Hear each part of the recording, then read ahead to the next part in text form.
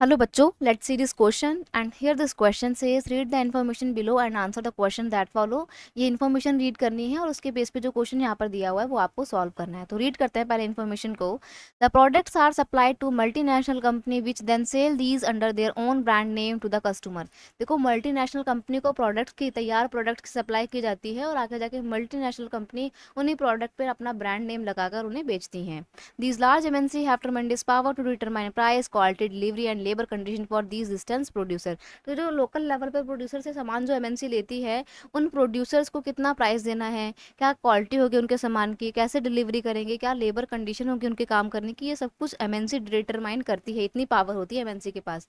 Thus we see that there are a variety of ways in which the MNCs are spreading their production and interacting with local producer in various countries across the globe। तो हम देखते हैं कि किस तरीके से multinational company एक world के लोकल प्रोड्यूसर्स के साथ हाथ मिलाकर कैसे इंटरेक्ट करती है और प्रोडक्शन को इंक्रीज करती है।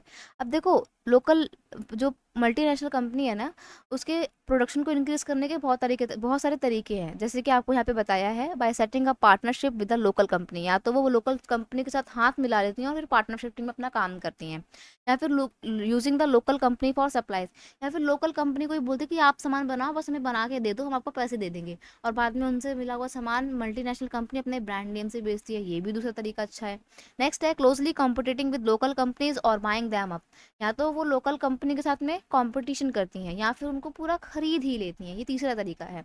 And MNCs are exerting a strong influence on production at these distant location। as a result production in these widely dispersed location is getting interlinked। इस तरीके से वो अपना प्रोडक्शन पे इन्फ्लुएंस जमाने की कोशिश करती है। कौन? Multinational company. और लोकल और बल्कि ना सिर्फ लोकल लेवल पे बल्कि वाइडली वो पूरी फैली हुई हैं, इंटरलिंक करती हैं अलग अलग लोकेशन को। अब यहाँ पे हमसे क्वेश्चन पूछा है, a dash is a company that own और control production in more than one nation. वो कौन सी कंपनी है जो एक या एक से अधिक देशों में जाकर अपनी प्रोडक्शन यूनिट को स्टैब्लिश करती हैं, उन्हें कंट्रोल करती हैं या फिर ओन करती हैं। तो अभी हमने आपको बताया कि वो मल्टीनेशनल कंपनी या मल्टीनेशनल कॉरपोरेशन होते हैं जिनके फैक्ट्री यूनिट्स या ऑफिसेज सिर्फ एक देश की बाउंड्री तक ही सीमित नहीं होते हैं, बल्कि अलग अलग देशों में across the world different nation में उनके ऑफिसेज या यूनिट इस्टेब्लिश होते हैं। तो वो कौन सी कंपनी होती है? Multinational corporation. So you will have to mark option A. ठीक है। अब मैं अगर आपको MNC के कुछ एग्जाम्पल बताऊं कौन कौन सी MNC है। देखो टाटा मोटर्स, ठीक है, सोनी जापान की है ना, माइक्रोसॉफ्ट अमेरिका की कंपनी है, पेप्सी ना, और बहुत सारी गूगल भी है, एप्पल। ये सब क्या है? ये मल्टीनेशनल कंपनी है जिनके यूनिट पूरे वर्ल्ड में फैले हुए हैं।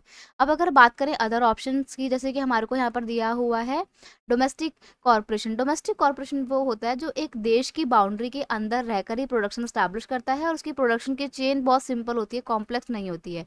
पार्टनर शिफ्टिंग में क्या होता है कि दो इंडिविजुअल पर्सन या दो कंपनी आपस में मिलकर पार्टनरशिपिंग में अपना काम शुरू करती हैं। और प्राइवेट कंपनी वो होती हैं that are own and operate by a private individual and a group of individuals. ठीक है, वो प्राइवेट कंपनी होती हैं। तो यहाँ पे हमसे पूछा था कौन सी company more than one nation में अपना प्रोडक्शन कंट्रोल करती है, वो मल्टीनेशनल कंपनी होती है। एग्जाम्पल आपको यहाँ पर दिए ही हुए हैं। So option A is your final answer. I hope you understood it well. Best of luck.